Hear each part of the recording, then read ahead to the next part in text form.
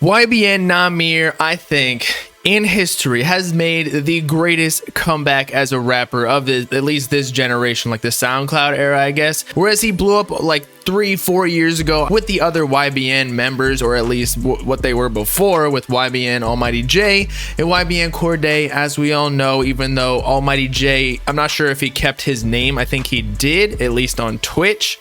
I don't even know if dude raps anymore. That might be the biggest fall off. And then YBN Nahmir is making the biggest comeback. Maybe not as much as Tyga, but still definitely nothing to scratch at. But I do know for a fact that Cordae dropped the whole YBN name, even though apparently, according to YBN Nahmir in the No Jumper interview released yesterday or the day before, that they're all well and cool. It was really just behind the scenes people that were trying to split them up, possibly to increase revenue during their solo careers, rather than releasing under a collective, which they did drop a collab tape together. That's why the Migos dropped separately, with Quavo, Takeoff, and Offset essentially tripling the money with triple the amount of releases. And all the math works out with streaming. Essentially, the more songs you drop, the more streams you get. Just like how many more YouTube videos I make, the more streams I get, and it just keeps the money flowing. But in regards to YBN Nahmir making the greatest comeback, I pretty much forgot about the dude after his first come up with the other YBN members that we talked about earlier, and that he dropped Rubbing Off the Paint, among other,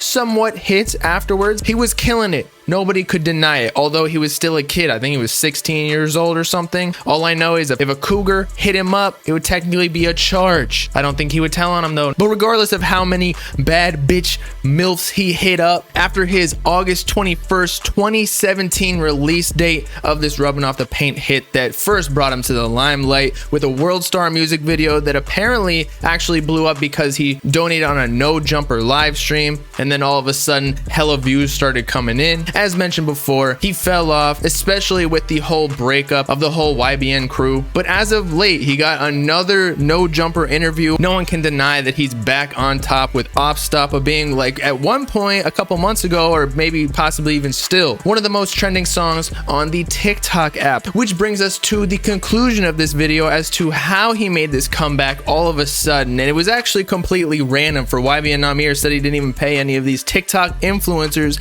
that essentially control the music game now. Like, you get your song Dance To by Charlie or Addison Rae or Bryce, I don't even know who any of these TikTokers are. I don't even have the app downloaded on my phone, but you get one of these TikTok hoes to dance to your song, shaking that booty, sizzling that bacon, eating that sausage, gargling it, then you can get your song to pop off within a matter of a night. And that's what happened to Opstapa around November of last year, 2020, with its release on all official DSPs, aka distribution platforms like Spotify, Apple Music, all of that. But what a lot of people don't know is this song was actually released a long time before that, actually over a year, and that it was released on SoundCloud on June 2019, according to an annotator on Genius. And it was all because the song randomly started popping off on TikTok. Without TikTok influencers dancing to it and doing whatever they need to do, maybe, like, as I said, cooking up some sausage, the song wouldn't even have released in November 2020. And then shortly afterwards, even get a 21 Savage feature. And we all know how big 21 Savage is in the game now. I mean, he dropped a collab tape, which historically do way worse than actual albums with promotion and first week sales, and still sold over 150K first week. To put things into perspective, Lil Uzi Vert and Future dropped Pluto Baby Pluto, and that only got around 105K first week. So as I was saying, if YBN got the 21 Savage feature, he's up. His label is sprinkling the magic on top of the already hitting song. And I don't think 21 Savage would hop on a song that wasn't popping, because he got an image to uphold too as a mainstream artist, and he can't be hopping on any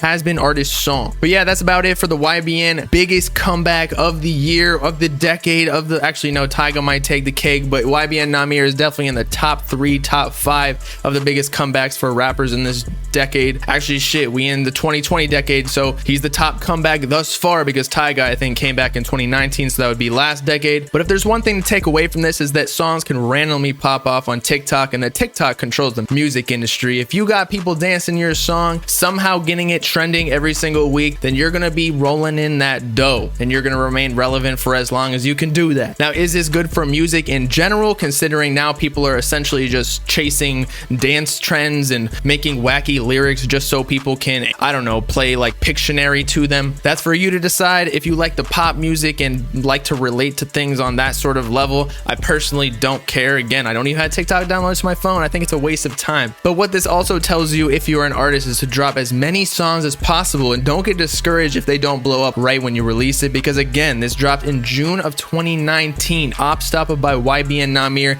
and we are in 2021, so almost 2 years after that, his song popped off and went viral, and now he's finally cashing in. Also, this tells you that an artist is only one hit away from coming back and being the biggest thing on this planet. So falling off is just like getting canceled. It lasts like 3 days. All you gotta do is come back with another viral tweet, viral song, viral pub video of you getting smashed in the ear, and then you got bitches lining up at your house trying to get that sausage ear action as well. All right, people.